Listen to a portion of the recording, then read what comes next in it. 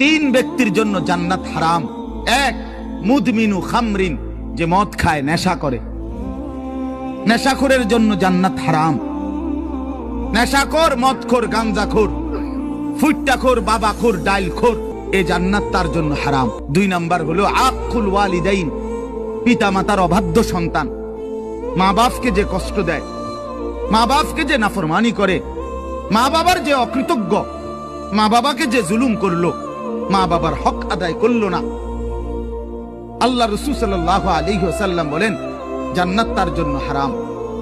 আর তিন নাম্বার, শুনতেছেন সবাই? সজাগ তো সবাই? তিন নাম্বার ওয়াদাইয়ুস, রাসূলুল্লাহ বলেন দাইয়ুসের জন্য জান্নাত হারাম। এখন প্রশ্ন হলো দাইয়ুস কে? খোদার কসম বাপ, এটা আমারও বলা না, আপনার কোন আলেমেরও না, আল্লাহ রসুল বলে দিছে। দাইয়ুস কাকে বলে? রসুল বলছে ওয়াদাইয়ুস আল্লাযী ইউকিররু আহলাহু আল খুবুস। দাইয়ুস বলা হয় ওই পুরুষকে, ওই ব্যক্তিকে যে তার স্ত্রী সন্তান পরিজনের জন্য গুনাহ, অশ্লীলতা, নাফরমানিকে স্বীকৃতি দেয়, মেনে নেয়, গ্রহণ করে নিছে, তার জন্য জান্নাত হারাম।